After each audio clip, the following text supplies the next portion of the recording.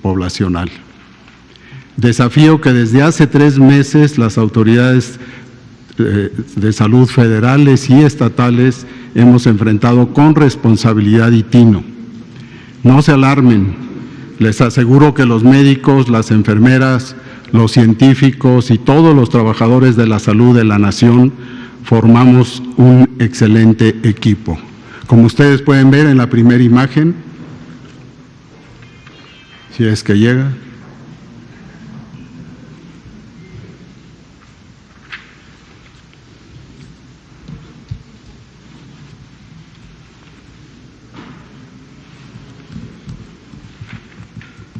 No, eso no es,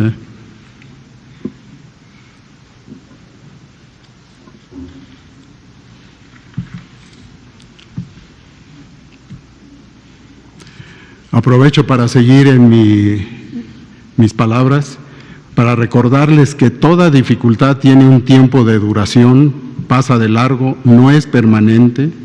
Estamos aprendiendo de esta nueva infección viral, todos nosotros, toda la población mexicana, y hemos seguro adquirido inmunidad algunos de nosotros. Y una vez más podremos valorar la importancia de trabajar unidos para salvaguardar la salud del pueblo de México. Vivamos este tiempo con confianza y superaremos juntos los retos que se nos presentan. Ustedes saben que contamos con un personal distribuido a lo largo de todo el país. Este personal, y estoy hablando no solo de médicos, de enfermeras, de trabajadores de la salud, camilleros y desde luego químicos que están contribuyendo a conocer y a manejar a este virus y desde luego cuidando a los pacientes para que tengan la menor merma posible.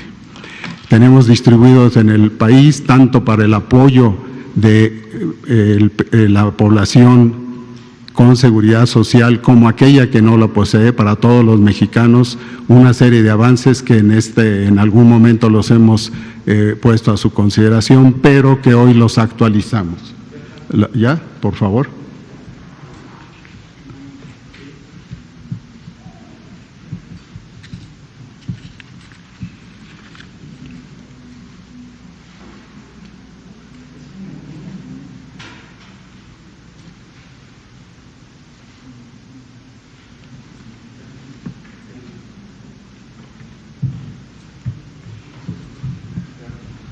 A lo referido, aquí están las vertientes que ustedes los conocen. Esto quiero señalar, recordarles que hemos desde el año pasado puesto atención a todos estos elementos, a todas estas posibilidades de manejo, en lo cual cubren todas las instancias de salud y que cubren a 60 millones de habitantes en la parte sin protección, sin seguridad social y el resto de la población. La siguiente, por favor.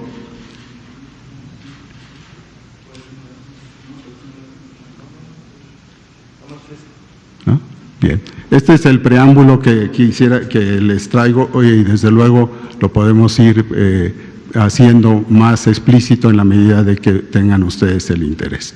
A continuación, le doy la palabra al doctor Hugo López-Gatell. ¿Sí? Por favor. Un gusto.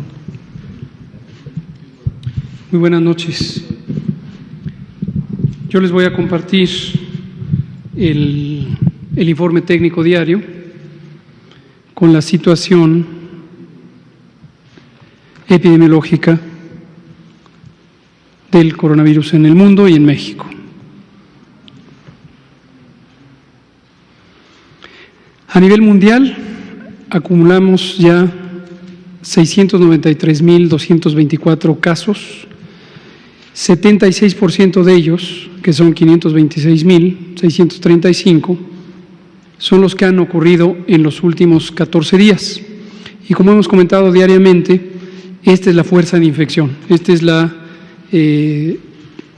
cantidad de casos que contribuye a la transmisión y representa una gran fuerza de infección, es un nombre técnico que lleva a la propagación del virus. Esto es a nivel mundial. La letalidad, que es la proporción de personas que tienen enfermedad y que han muerto, ha aumentado ligeramente a lo largo de las últimas semanas, y esto también, como hemos explicado, es en proporción a la capacidad de resolución de los sistemas de salud de los distintos países del mundo. Ahorita nos van a poner el mapa de México, donde veremos la cantidad de casos acumulados que ha tenido México desde el inicio de la epidemia en el país, el 27 de febrero, y acumulamos ya 1.094 casos. Y de estos 1.094 casos, desafortunadamente han resultado en 28 defunciones. Lo pondrán ahora.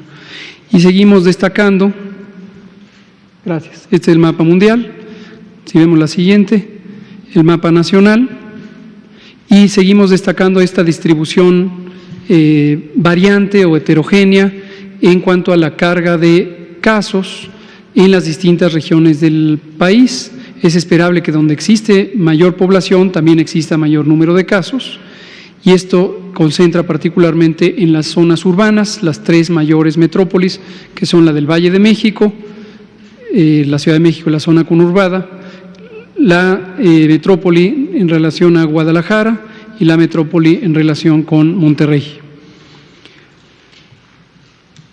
En la siguiente diapositiva seguimos manteniendo esta comparación que mostramos cada día sobre la velocidad de crecimiento de la epidemia con respecto a lo que ha ocurrido en otros países.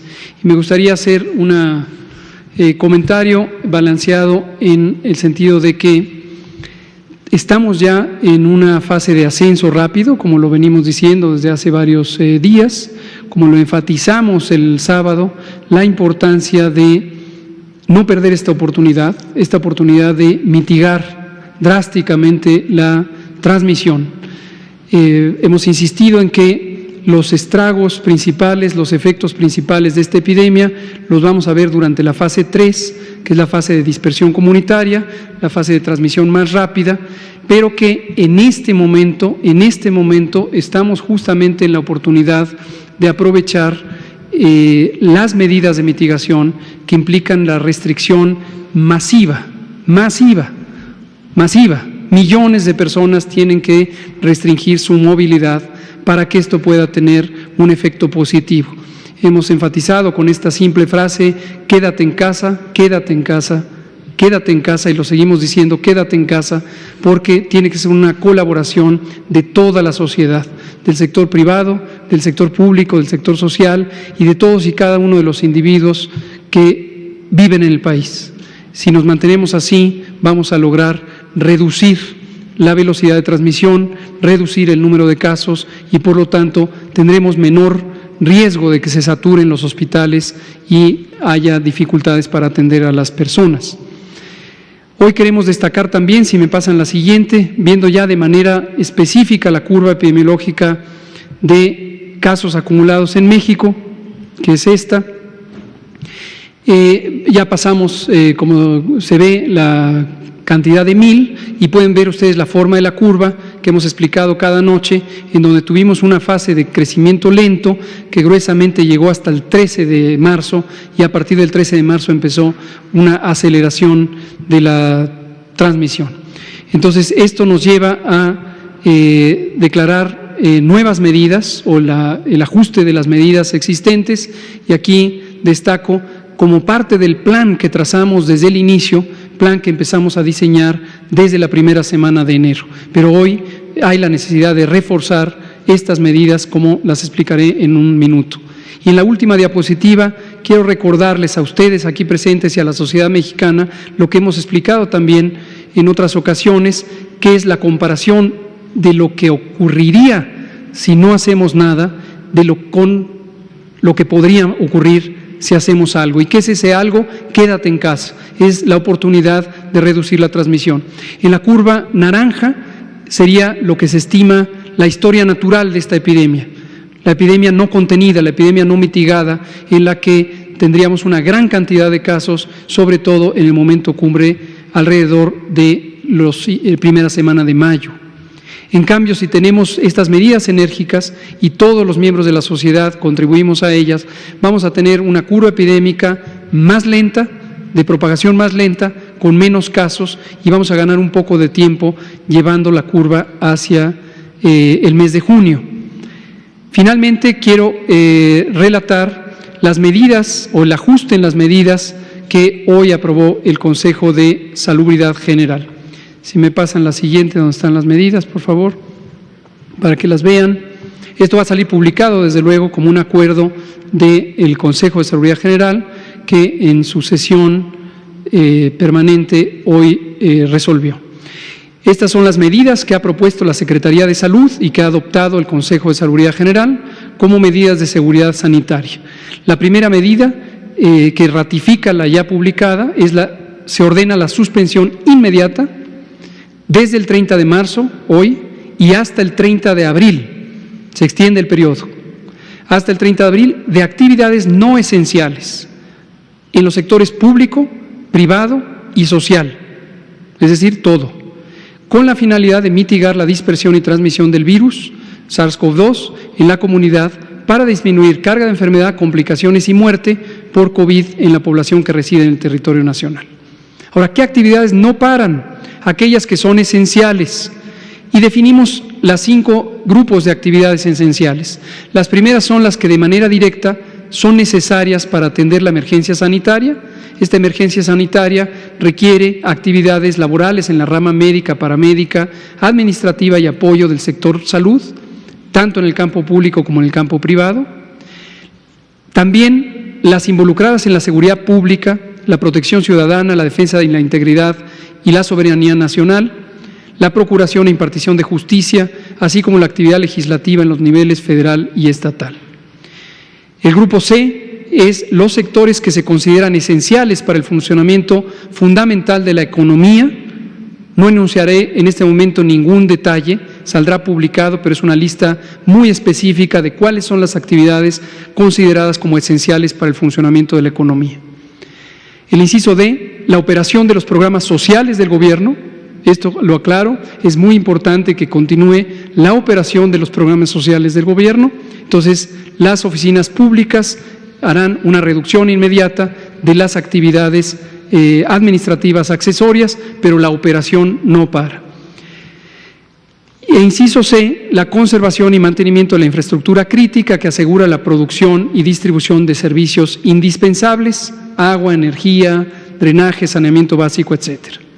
La medida 2 es la siguiente: en todos los sectores y actividades que han sido definidos como esenciales y por lo tanto que no paran, se deberá aplicar de manera obligatoria las siguientes acciones: no realizar reuniones o congregaciones de más de 50 personas, más de 50, se reduce el límite. Además del lavado frecuente de manos, estornudar y toser aplicando la etiqueta respiratoria, el saludo a distancia y todas las demás medidas de sana distancia vigentes y emitidas por la Secretaría de la Salud en lo que hemos llamado la Jornada Nacional de Sana Distancia, que naturalmente se extiende ahora hasta el 30 de abril. La medida 3 es que se exhorta a toda la población residente en territorio mexicano, incluida la que arriba al territorio mexicano procedente del extranjero, y que no participe en actividades esenciales, a cumplir el resguardo domiciliario corresponsable en las mismas fechas, desde hoy 30 de marzo y hasta el 30 de abril de 2020. ¿Qué se entiende como resguardo domiciliario? A la limitación voluntaria de movilidad, permaneciendo en el domicilio el mayor tiempo posible. La medida 4 es que el resguardo domiciliario corresponsable se aplica de manera estricta a toda persona mayor de 60 años y hemos reducido el umbral también con respecto a la medida previamente publicada. O bien personas con diagnóstico de hipertensión arterial, diabetes, enfermedad cardíaca o pulmonar, inmunosupresión, ya sea adquirida o provocada, en estado de embarazo o puerperio inmediato, independientemente de que su actividad laboral se considere esencial. Es decir, para las actividades esenciales se necesita personal, pero si el personal está en una de estas categorías, tanto en sector público, privado o social, estas personas no deberán ir a trabajar y deberán ser reemplazadas por personas con fuera de estas categorías. Y una aclaración importante es que el personal esencial de interés público, esto incluye a los funcionarios de gobierno de todos los niveles, podrá de manera voluntaria presentarse a laborar, pero solo aquel que se considera esencial de interés público. Medida 5. Una vez terminada la suspensión de actividades no esenciales y el resguardo domiciliario corresponsable, es decir, después del 30 de abril, la Secretaría de Salud, en acuerdo con la Secretaría de Economía y la Secretaría del Trabajo, emitirá lineamientos para el regreso escalonado y regionalizado a las actividades laborales, económicas y sociales en toda la población de México. Penúltima, la medida 6, se deberán postergar hasta nuevo aviso todos los censos y encuestas a realizarse en territorio nacional que involucren la movilización de personas y la interacción física, cara a cara, entre las mismas. Medida 7. Todas las medidas deberán aplicarse con estricto respeto y apego a los derechos humanos. Gracias. Muchas gracias, Hugo. A continuación, le pido al almirante Ojeda, con todo respeto, que nos presente el plan Marina que se tiene para el combate a COVID-19. Por favor. Muy buenas tardes. La Secretaría de Marina Armada de México se suma a este esfuerzo del Gobierno federal para enfrentar esta pandemia que hoy en día se nos presentó en el país. Como pueden ver en la primera diapositiva, de las estrellas rojas, que son 8, son los centros, son hospitales en diferentes partes de los puertos, donde se pueden recibir pacientes en estado crítico. Significa que esos hospitales tienen cuartos de terapia intensiva, tienen ventiladores como para darles sustento y para darles el apoyo médico a quien se nos indique que van a ir a parar ahí. Y en los círculos son centros que le llamamos nosotros de aislamiento voluntario. Tenemos 7 aquí en el interior, aquí en la Ciudad de México y en el Estado de México, y 3 fuera en los litorales, en los puertos. Podemos atender en esos centros alrededor de 4,043 elementos, varían más, menos, pero esa es la cantidad. Igualmente tenemos la capacidad para darle, como les decía, a los de estado crítico, son 79. La que sigue, por favor.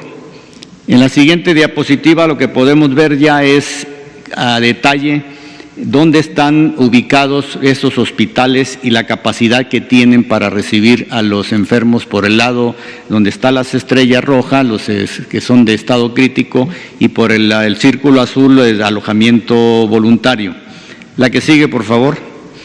También sumamos otras capacidades como son aeronaves, vehículos terrestres, varios me refiero, que son catres, que son cocinas móviles, que son casas de campaña. Igualmente tenemos 2 buques listos, 2 en el Golfo y 2 en el Pacífico, para transportar ya sea médicos, ya sea equipo que nos requieran para poderlos llevar de un lugar a otro. Tenemos, en donde están las aeronaves, contamos con 5 aeronaves que tienen la capacidad de transportar algún paciente en estado crítico. Significa que esas aeronaves traen equipos de terapia intensiva y traen unos tubos para aislar completamente a cualquier paciente que se tenga que trasladar. También les queremos decir que tenemos ya contratados al día de hoy 253 elementos entre médicos tenemos 73 y 181 enfermeros, entre enfermeras y enfermeros ya están contratados, ya se están repartiendo en los lugares que nosotros consideramos que debe de ser, y asimismo tenemos en exámenes para poder contratar a 135 elementos más. Dentro de ellos van 65 médicos y 60 enfermeros más. Igualmente, dentro de nuestra fábrica de vestuario y equipo, hasta el día de hoy contamos con alrededor de 57,000 cubrebocas. Igualmente equipo que requieren los hospitales, tanto para nuestros hospitales como para hospitales que el sector salud nos diga que los podamos apoyar, se los podemos enviar. Y por último les quiero decir que este plan, pues desde luego que va a entrar en operación cuando la Secretaría de Salud nos los indique. Muchas gracias. Muchas gracias, almirante. A continuación, el secretario de la Defensa Nacional, el general Sandoval, hará lo propio con el plan SEDENA. Por favor. Por parte de la Secretaría de la Defensa Nacional, el plan de N3E de auxilio a la población que se está poniendo en ejecución desde la semana pasada, desde que estuvimos aquí presentándolo, al igual que el plan Marina, bueno, tiene como objetivo pues, apoyar a la estructura de salud del Estado mexicano en esta contingencia. Nos proporcionaron los recursos para poder hacer las adquisiciones y aplicar el plan de N3 en lo que nos corresponde. Por favor, la siguiente diapositiva. Ya se hizo el contrato de 1,330 ventiladores que vamos a requerir para utilizarlos en nuestros hospitales, en las unidades operativas que estamos convirtiendo en instalaciones hospitalarias, en los hospitales que nos fueron asignados, que son de INSABI, que los vamos a operar nosotros. La que sigue, por favor. También se hizo la adquisición de insumos médicos. Ya también se cerraron los contratos. La que sigue, adelante. También equipo de protección personal, de medicamentos, de servicio de laboratorio para atención de emergencias, también se hicieron los contratos. La que sigue, por favor. La contratación del servicio de oxígeno medicinal para estas instalaciones que lo requieran, y también la contratación del servicio de manejo de residuos peligrosos. Esta parte ya todos los contratos fueron cerrados, los que nos faltaban el día de hoy, para ser entregados algunos insumos de manera inmediata y otros a partir de 4 semanas. La que sigue, por favor. Instalaciones hospitalarias. En las instalaciones se designó personal militar y médico responsable para administrar y dirigir tanto las instalaciones militares como las del INSABI. Tenemos 13 hospitales de zona y 31 unidades operativas, haciendo un total de 44 que van a estar destinadas a terapia intensiva, así también como los hospitales de la Secretaría de Salud, los 16 que nos fueron asignados y que hacen un total de 1,330 camas para terapia intensiva. Y adicional tenemos 51 unidades operativas que los dormitorios del personal que está asignado a estas unidades los vamos a tomar para poderlos reconvertir en instalaciones hospitalarias. La que sigue, por favor. De esos 16 hospitales que nos asignaron, ya se fueron a revisar, ya tenemos las necesidades que requiere el hospital para poder operar. Hay algunos que les faltan servicios, principalmente los gases medicinales, algunos la cuestión de la luz, cosas que vamos a poder resolver en unos 10 días a más tardar para que queden todos operativos. También nos dieron otros. La que sigue, por favor. La que sigue. La que sigue, por favor.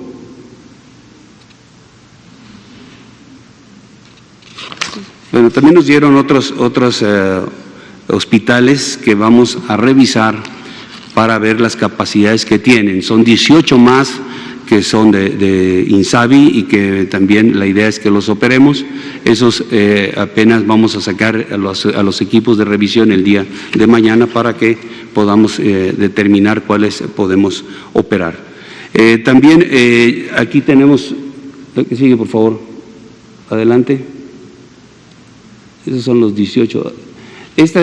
Lo que ustedes ven aquí en esta lámina es el hospital de zona de Temamatla, Estado de México. Es nuestro hospital, que es una de las instalaciones que vamos a reconvertir para atender personas con el COVID-19. Entonces, también la que sigue, por favor, es otra Es una unidad regional de atención y gestación ahí en Huichapan, que son de las instalaciones que ya nos asignó el INSABI y que estamos revisando para poder adecuarlas. La que sigue, por favor.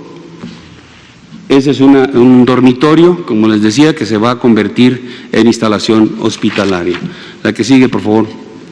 En contrataciones, la necesidad es de 3.651 especialistas de la salud, llevamos hasta el momento 606 en total. Estos 3.651 se sumarán a los 17,000 hombres y mujeres que tenemos dentro del Ejército y Fuerza Aérea con la especialidad en el ámbito de la salud. La que sigue, por favor. También el SAT, toda el área de aduanas, por instrucción presidencial, se verificaron que pudiéramos utilizar para la atención de esta contingencia y bueno, se encontraron algunos artículos, desde artículos médicos, tela para generar o para producir cubrebocas, batas quirúrgicas, material que vamos a necesitar en todos los hospitales. Del equipo médico, la que sigue, por favor. Ahí ven ustedes el equipo, agujas, overoles que hemos recibido del SAT.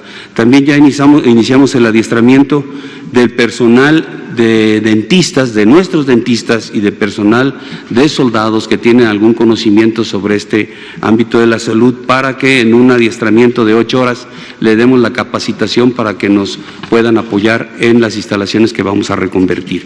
También el día de hoy se inició una visita al Centro Nacional de Contingencias que está allá en Constituyentes. Van a estar viniendo los comandantes de zona militar y los secretarios de salud de los estados para que vean todo el funcionamiento del centro y pueda uno estar en contacto y manejando la misma información o los datos que requerimos para poder apoyar o para poder tomar una acción. Adicionalmente, y con esto concluyo, estamos dando seguridad a 38 almacenes del IMSS en todo el país con 1.178 hombres. También se están aplicando medidas sanitarias en 5 aeropuertos, en Tijuana, Guadalajara, Ciudad de México, Apodaca y Cancún. Y también se está integrando a las rutas militar de abastecimientos, lo que son las rutas que vamos a necesitar para insumos médicos en toda la República. Gracias. Muchas gracias, general Sandoval. A continuación, el canciller Marcelo Luis Ebrard Casaubon, secretario de Relaciones Exteriores, dará lectura al decreto presidencial de declaratoria como causa de emergencia a la epidemia de enfermedad por el virus SARS-CoV-2, COVID-19. Señor, por favor. Gracias, señor secretario. Con su permiso, ministra Olga Sánchez Cordero, secretaria de Gobernación, señor secretario de la Defensa Nacional, señor secretario de la Marina Armada de México, señor subsecretario doctor López-Gatell, señor secretario de Salud, el doctor Alcocer, señoras y señores. Como es de su conocimiento, el día de hoy sostuvo sesión plenaria con presencia del jefe del Estado mexicano, presidente de la República, el licenciado Andrés Manuel López Obrador, el Consejo de Salubridad General, y emitió el siguiente documento. El Consejo de Salubridad General, con fundamento en la Constitución Política de los Estados Unidos Mexicanos, la Ley General de Salud, el Reglamento Interior del Consejo de Salubridad General y considerando que en términos de lo dispuesto en los artículos 73, fracción 16ª, base primera de la Constitución Política de los Estados Unidos Mexicanos y cuarto, fracción segundo de la Ley General de Salud, el Consejo de Salubridad General tiene el carácter de autoridad sanitaria y sus disposiciones generales son obligatorias para las autoridades administrativas del país. Que dada la situación que guarda la epidemia de enfermedad por el virus COVID-19 en el país, se han dictado diversas medidas por el Gobierno federal, incluidas las contenidas en el acuerdo por el que este Consejo reconoció a dicha enfermedad como grave de atención prioritaria, así como en el decreto por el que se declaran acciones extraordinarias en las regiones afectadas de todo el territorio nacional en materia de salubridad general para combatir la enfermedad grave de atención prioritaria generada por el virus COVID-19, publicado el 27 de marzo de 2020 en el Diario Oficial de la Federación. Que la Secretaría de Salud en las últimas horas ha señalado que el número de casos ha ido en aumento, por lo que ha recomendado que los habitantes del país permanezcan en sus casas para contener la enfermedad causada por el COVID-19 y que en virtud de lo anterior, este Consejo de Salubridad General, en uso de sus facultades y funciones previstas en el artículo 9, fracción 17ª de su reglamento interior, ha determinado la pertinencia de declarar como emergencia sanitaria por causa de fuerza mayor a la epidemia de enfermedad generada por el virus COVID-19, por lo que, con el afán de proteger la salud de los mexicanos, acordó expedir el siguiente acuerdo, por el que se declara como emergencia sanitaria por causa de fuerza mayor a la epidemia de enfermedad generada por el virus SARS-CoV-2 COVID-19. Primero, se declara como emergencia sanitaria por causa de fuerza mayor a la epidemia de enfermedad generada por el virus SARS-CoV-2 COVID-19. Segundo, la Secretaría de Salud determinará todas las acciones que resulten necesarias para atender la emergencia prevista en el artículo anterior. Transitorio, único. El presente acuerdo entrará en vigor el día de su publicación en el Diario Oficial de la Federación y estará vigente hasta el 30 de abril de 2020. Las medidas dictadas por la Secretaría de Salud son las que ya leyó el doctor López-Gatell, por eso no las reitero. Informo que el Consejo de Salubridad solicitó también en la sesión de hoy a las diferentes dependencias del Gobierno federal y a los 3 niveles de gobierno en el ámbito de sus respectivas competencias a brindar el apoyo para el buen éxito de esta declaración, tomando las medidas que a continuación se enlistan.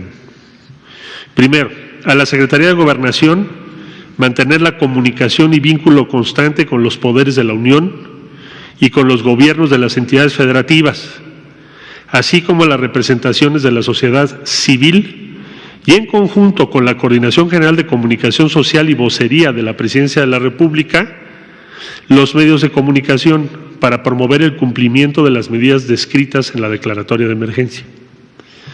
Asimismo, el Instituto Nacional de Migración deberá tomar las previsiones sanitarias necesarias en puertos, aeropuertos y puntos terrestres de ingreso al territorio nacional para cumplir lo dispuesto en la declaratoria de emergencia sanitaria. Segundo, a la Secretaría de Hacienda y Crédito Público, Secretaría de Economía, Secretaría del Trabajo, Instituto Mexicano del Seguro Social, ISSSTE e Infonavit en lo conducente, para operar las medidas necesarias a fin de proteger a empresas y trabajadores durante la vigencia de la declaratoria, estableciendo comunicación permanente con sus representaciones.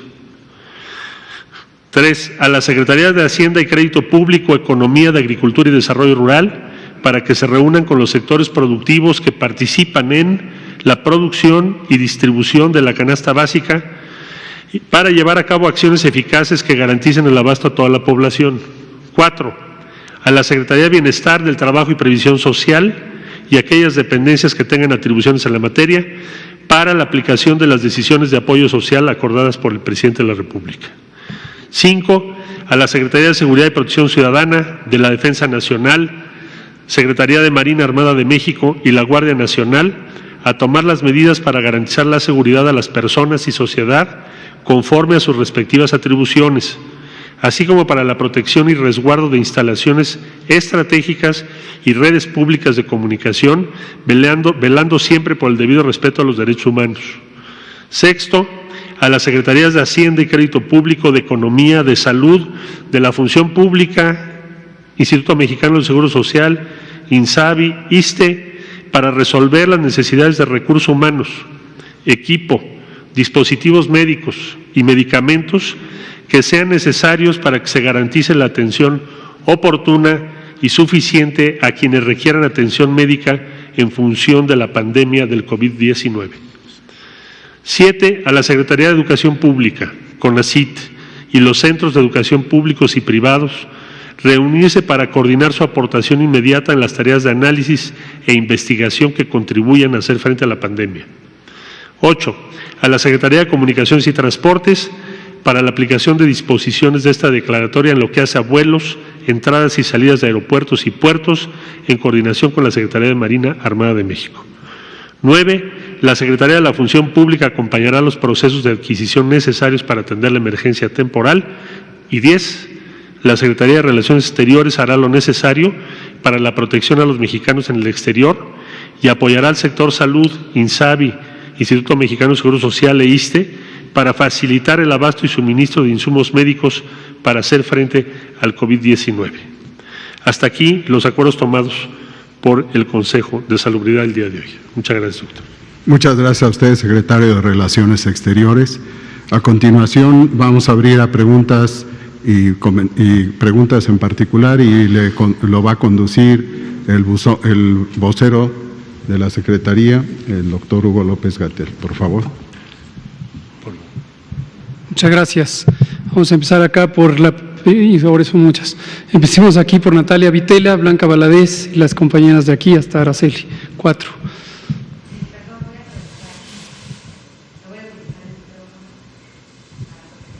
Sana distancia. Doctor Gatell, hablaba usted de si no se toman acciones ahora por parte de la población, se van a ver los estragos en la fase 3. Quiero saber cuáles son los estragos si no se toma la sana distancia.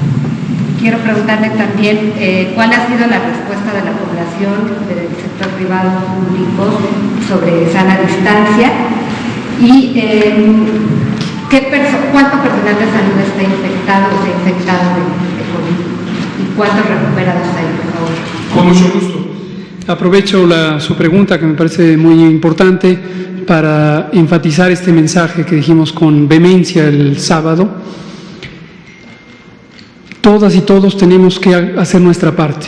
Todas y todos, al mantenernos en nuestra casa, resguardados del espacio público, contribuimos a protegernos a nosotros mismos y a proteger a todas y todos, a la sociedad en su conjunto. El mecanismo es muy claro, pero no necesariamente todo el mundo lo percibe. Esta enfermedad se transmite, como hemos dicho muchas veces, por la vía respiratoria, y esta vía respiratoria puede ser el contacto indirecto a través de las manos, por ejemplo, que se contaminan con las secreciones respiratorias llenas de virus. Damos la mano o saludamos de beso o simplemente estamos a menos de 1,5 metros de distancia. Esto, si ocurre en 1, 2, 3, 5 personas, puede ocasionar un pequeño brote. Pero si estamos masivamente en el espacio público, entonces empieza la transmisión y los contagios de hoy se van a manifestar en 14 días. Los contagios dentro de 14 días se van a manifestar dentro de 1 mes. Y eso es lo que hace que cuando llegue uno a la fase 3, con este crecimiento acelerado que tenemos ahorita de la epidemia, podemos llegar con una gran carga de enfermedad. El peligro mayor es que esto supere la capacidad instalada, reconvertida, expandida y reforzada que ya tenemos en el sector salud. Y destaco esos 4 elementos, porque es la capacidad básica, la capacidad existente, después la reconversión hospitalaria que hemos hecho, los planes de expansión física de los hospitales y también el reforzamiento que tenemos con el Plan Marina y el Plan DN3. Pero ninguna sistema de salud, por amplio que sea o por modificado que sea, podría aguantar la posibilidad de recibir a todas y todas las personas enfermas si esas personas llegan por decenas de miles. Entonces, hoy es el momento de actuar. Les doy un dato de optimismo. Creo que también hay que valorar los elementos, las señales positivas. En la Ciudad de México existe un sistema de monitoreo de la movilidad urbana en plazas públicas, en pasos peatonales, en cruces, en vías primarias.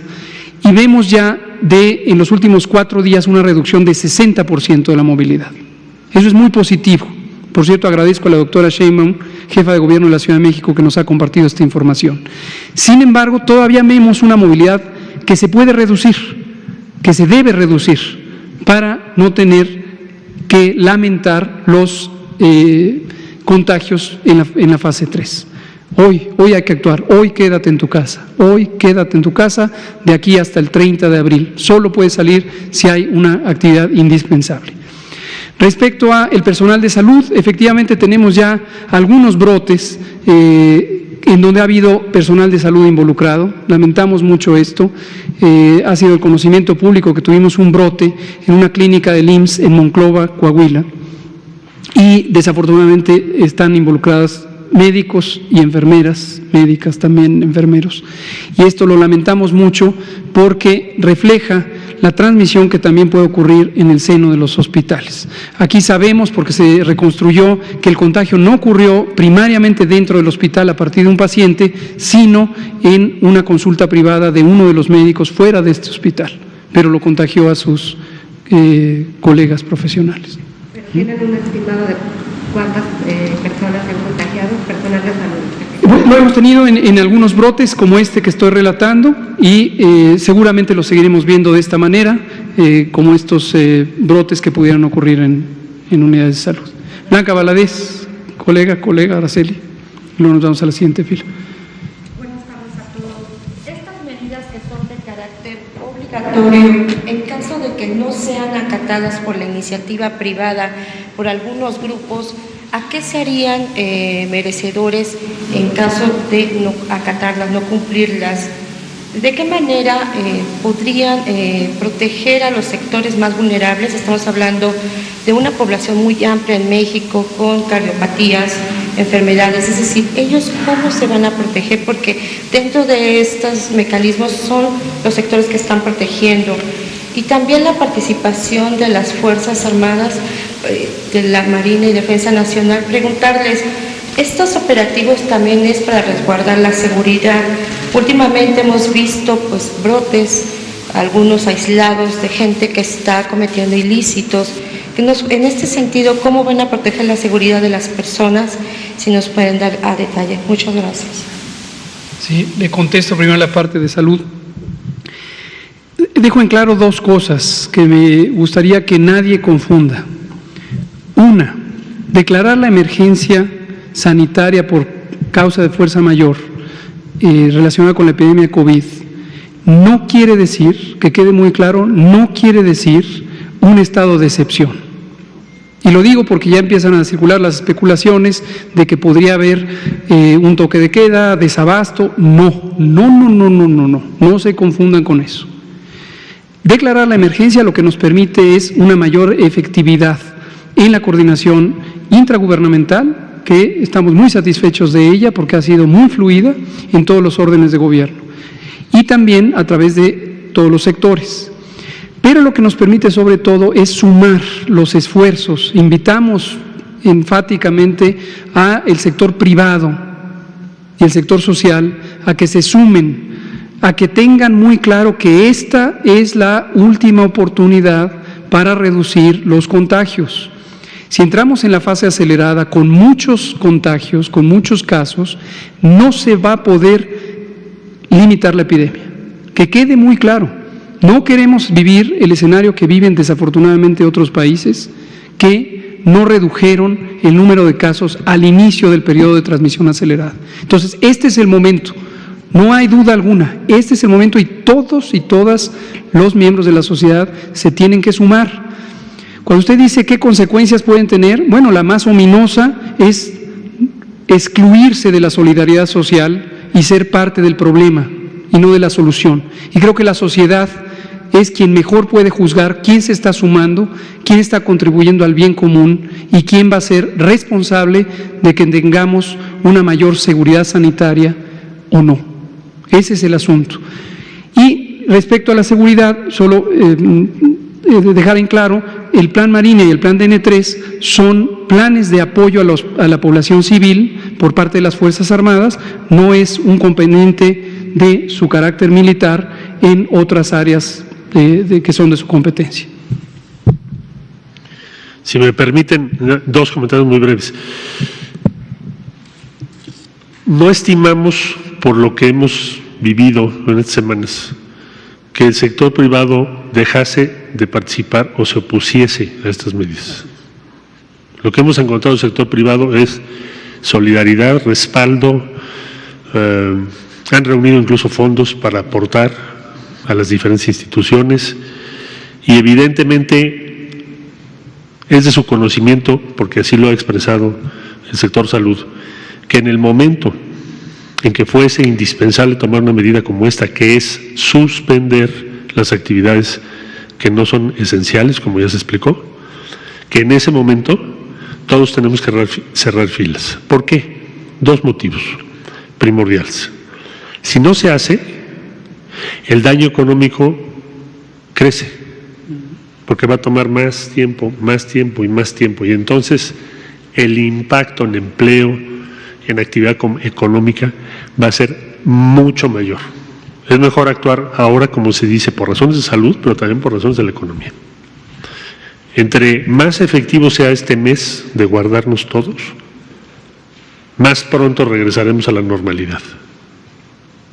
Cada día que pasa que no lo hagamos, a partir de ahora que Salud lo está informando al Consejo de Salubridad y hace una decisión, pues más tiempo nos tomaría regresar a la normalidad. Entonces, esa es una razón muy de peso.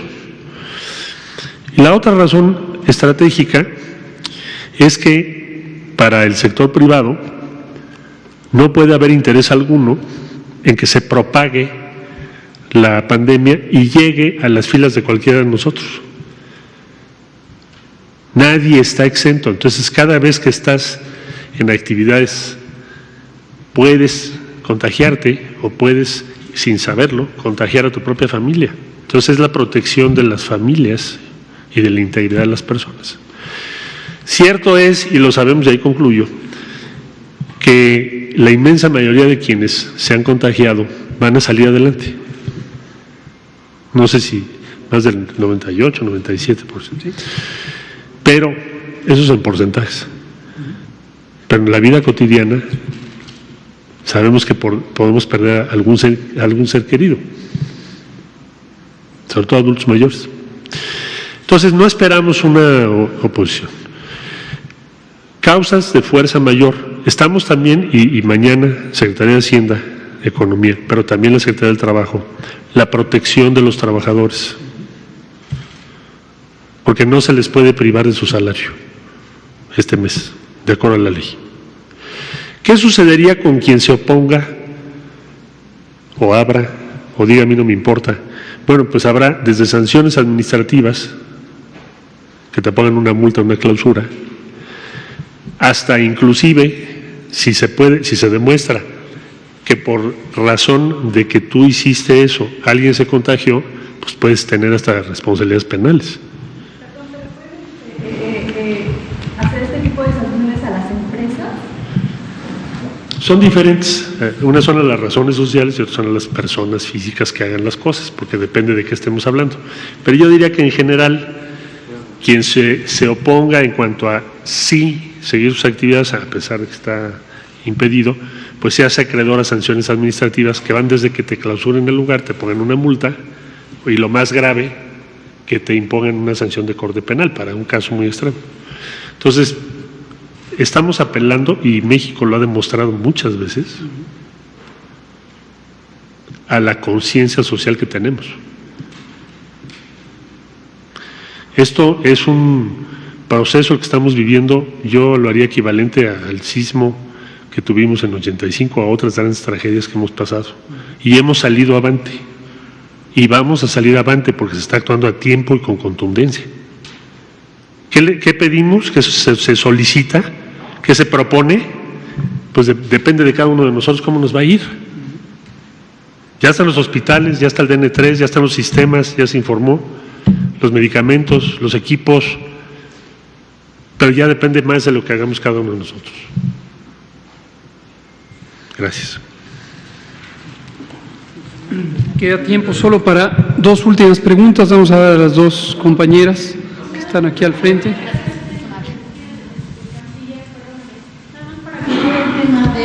Para aclarar el tema respecto a cómo podrían actuar las empresas justamente en este momento, porque hay, si no mal recuerdo, un artículo referente al trabajo para que las empresas pudieran limitar el salario de los trabajadores y solamente entregarles pues una indemnización. Entonces preguntarle, ¿ocurre hoy esto a partir de la declaración de emergencia? No, según nos explicó la secretaria de Trabajo, consejero jurídico, créeme que fue uno de los más largos debates, horas y horas, ya casi me aprendí de memoria los artículos. Son 400 y tantos. Bueno, entonces, porque esta declaratoria es de emergencia sanitaria por causas de fuerza mayor y en ese caso la disposición legal no permite la aplicación del artículo que tú señalas. Empresa que lo intente se va a enfrentar en el proceso laboral que va a perder, porque la ley es muy clara. Además no nos conviene. No le conviene a las empresas. ¿Por qué no le conviene?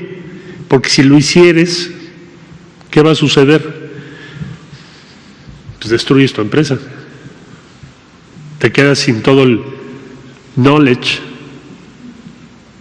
conocimiento, la capacidad de tu empresa. Es casi como un suicidio para una empresa. Pero la ley no se los permite. No dudo que habrá quizá alguna empresa que lo intente hacer, pero se va a estrellar con lo que dice la ley. Las personas en situación de calle, ¿cómo van a aplicar esta contingencia? Bueno, vamos a regresarle al modelo. Gracias. Vamos a terminar las últimas dos preguntas que estaban programadas. Mañana seguimos con conferencias y lo vamos a aclarar. Por favor. Notimex TV. Son dos preguntas básicamente. Usted ya dijo que vamos en una fase de ascenso muy rápida. También mencionó que no habrá toque de queda, pero mi pregunta es, ¿habrá sanciones como ya el gobierno de Yucatán plantea? Ellos, bueno, pues plantean a la gente quien no respete el aislamiento, pues van a hacer ya sea 3 años de cárcel o incluso multas de más de hasta 86,000 pesos. Y es que en los recorridos que hemos hecho durante la semana y desde que usted está invitando, por supuesto, a la gente a aislarse, pues pareciera como si estuvieran de vacaciones. Y la siguiente pregunta es, el protocolo de la gente que fallece, ¿qué pasa? ¿Es forzosamente incinerarlos? ¿Cuál es el protocolo? Gracias. Con mucho gusto, muchas gracias. Contesto la segunda, en varias ocasiones se ha preguntado. Las medidas de bioseguridad, que son las medidas para proteger a las personas que pudieran estar en contacto con pacientes o sus tejidos o sus secreciones, no requieren que se tenga que hacer un procedimiento especial para los restos humanos. Que quede muy claro, ya todos sabemos, no se trata de un procedimiento especial para el manejo de restos humanos, hay medidas de bioseguridad y en este caso no se trata de un virus en donde existan importantes riesgos del manejo de los restos humanos, más allá de los convencionales previstos en el reglamento de la Ley General de Salud para la disposición de cadáveres y otros restos humanos. Y hay una guía de bioseguridad que publicamos desde la primera semana de febrero y se detalla todo esto. Sobre el tema de las sanciones y la participación social, como ha dicho el canciller Marcelo Ebrard, apelamos a la responsabilidad social. Somos un pueblo en general solidario, fraterno y tenemos que actuar unos con otros, como lo hemos hecho efectivamente en innumerables crisis. México es un pueblo resistente, un pueblo que contribuye en las mejores causas cuando encuentra ese sentido humano de colaboración. Y este es el momento, quédate en casa. Quédate en casa, no podría ser más enfático, quédate en tu casa, no salgas porque te vas a proteger a ti, a tu familia, a tu comunidad y absolutamente a todas las personas que residimos en este país. Hay que quedarnos en casa. Entonces, esa es la siguiente.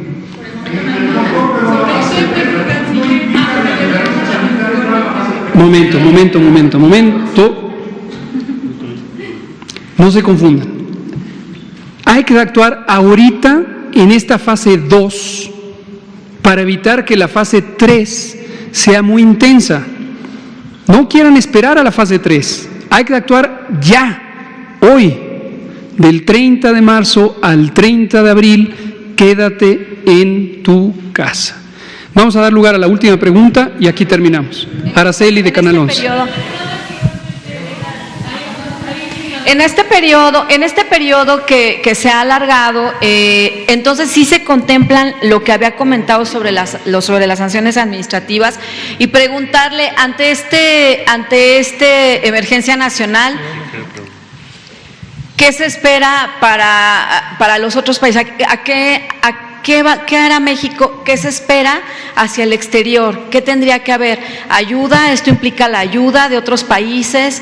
¿Qué protocolo se tendría que seguir ante esto que ha anunciado esta noche? Gracias. Bueno, la cooperación que hemos obtenido a nivel internacional tiene que ver con esencialmente dos cosas que en este caso no dependen de esta declaratoria, seguirán adelante. En todo caso se ampliarán, se reforzarán. Una es respecto al abastecimiento de equipamiento médico o insumos que necesitamos y vamos a necesitar los próximos meses. Bueno, y la otra es la participación de México en los protocolos de investigación de todos los medicamentos que se les ve alguna potencialidad de ser relevantes frente a esta pandemia y en particular en contra de este virus.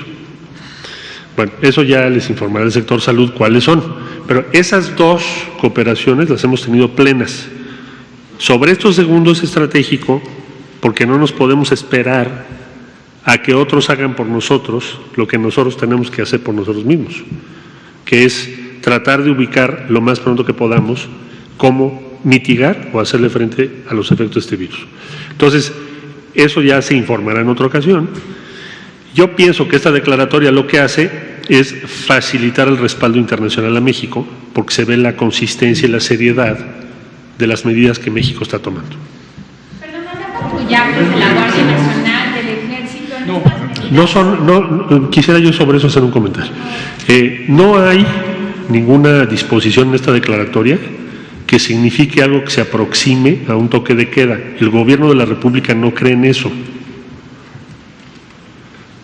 La Guardia Nacional tiene un despliegue en el territorio, continuará haciendo su trabajo y ahora se le encomienda a la Secretaría de la Defensa Nacional, la Secretaría de Marina, los planes que hoy han referido y las funciones constitucionales y legales que tienen, resguardar las instalaciones estratégicas, resguardar las vías de comunicación, proteger a la sociedad.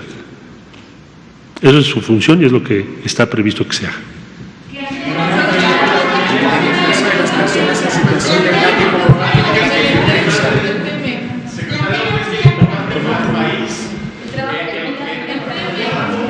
Vámonos un poquito más para atrás, porque nunca les toca atrás. Las dos compañeras que están en esta fila, levantaron la mano.